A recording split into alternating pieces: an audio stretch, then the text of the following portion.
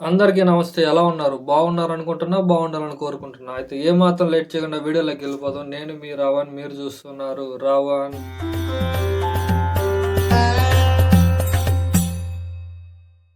మాటలతో కోటలు కట్టే రాజకీయ నాయకుల మధ్య చంద్రబాబు వారసుడిగా టీడీపీ తరువాతి అధినేతగా రాజకీయ రంగ ప్రవేశం చేసిన నారా లోకేష్ తన మొదటి ప్రసంగాలలో తడబాటు తెలుగు భాష స్పష్టంగా మాట్లాడకపోవటం వలన వైసీపీ సోషల్ మీడియా మరియు నాయకుల చేత పప్పు అనే వ్యక్తిగత విమర్శకు గురయ్యాడు. రామ్ గోపాల్ వర్మ రాజకీయ చిత్రమైన కమ్మ రాజ్యంలో కడప రెడ్లు అనే చిత్రంలో వ్యంగ్య సన్నివేశాల ద్వారా వ్యక్తిత్వ హననానికి గురయ్యాడు. బయోగ్రఫీ చూస్తే 1983 జనవరి 23 నారా చంద్రబాబు నాయుడు మరియు భువనేశ్వరిల దంపతులకు హైదరాబాద్ లో జన్మించాడు నారా లోకేష్ 8వ తరగతి చదువుతున్నప్పుడు వాళ్ళ నాన్న సీఎం గా ఉన్నాడు. ఇంటర్ తర్వాత యుఎస్ లో Stanford graduate school of business లో బ్యాచిలర్ ఇన్ సైన్స్ చేశాడు. కార్నెగీ మెలోన్ యూనివర్సిటీలో బిజినెస్ ఆఫ్ అడ్మినిస్ట్రేషన్ చేశాడు.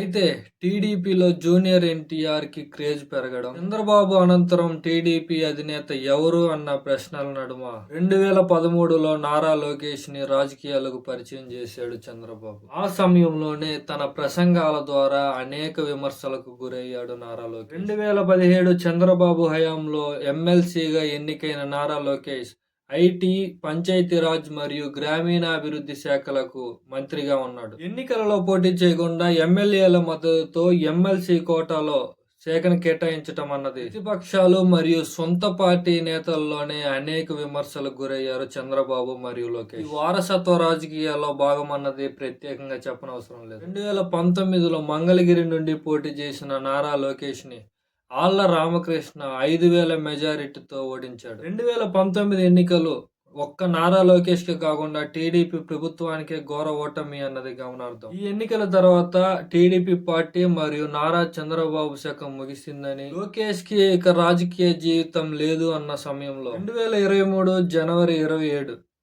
లోకేష్ యువగలం పాదయాత్ర ద్వారా సరికొత్త వేషధారణ, పదునైన మాటలతో ప్రభుత్వంపై విరుచుకుపడ్డాడు నారా లోకేష్. తనని పప్పు అన్న వాళ్ళ మధ్య నేను నిప్పు అని నిరూపిస్తూ వరుస సభలు, సమావేశాల ద్వారా తనకంటూ ఒక క్రేజ్ని తెచ్చుకున్నాడు నారా లోకేష్. కుప్పం నుండి శ్రీకాకుళం వరకు 4,000 కిలోమీటర్లు మరియు 100 అసెంబ్లీ స్థానాలను కవర్ చేస్తూ సాగిన యువగలం పాదయాత్ర టీడీపీలో కొత్త జోష్ నింపింది. 2024 ఎన్నికల్లో తను ఏ నియోజకవర్గంలో అయితే అవమానపడ్డాడో అదే నియోజకవర్గంలో పోటీ చేసి 91,000 మెజారిటీతో విజయం సాధించాడు. నేడు చంద్రబాబు క్యాబినెట్ లో మానవ వనరుల శాఖ మంత్రిగా ఉన్నాడు నారా లోకేష్. నేడు అనేక మంది టీడీపీ పార్టీ శ్రేణులు నారా లోకేష్ ని డిప్యూటీ సీఎం గా చేయాలని కోరుతున్నారు.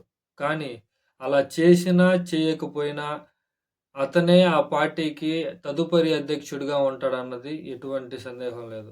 ఏ శాఖలో ఉన్నా, ఏ పదవిలో ఉన్నా స్కీముల పేరుతో స్కాములు చేయకూడదని కోరుకుందాం. ఇలాగ రాజకీయాల్లో అనేక విమర్శలకు గురైన నారా లోకేష్ మళ్ళీ ఏ విధంగా తన పుంజుకొని వచ్చాడో మనం చూసాం. నారా లోకేష్ చాలా మందికి కూడా ఇన్స్పిరేషన్ గా ఉన్నాడు. ఏది ఏమైనా అందరూ రాజకీయ నాయకులు అన్నదే నిజం. ఇది ఈనాటి వీడియో. ఈ వీడియో మీకు నచ్చినట్టయితే like, share and subscribe. Thank you for watching. Thank you.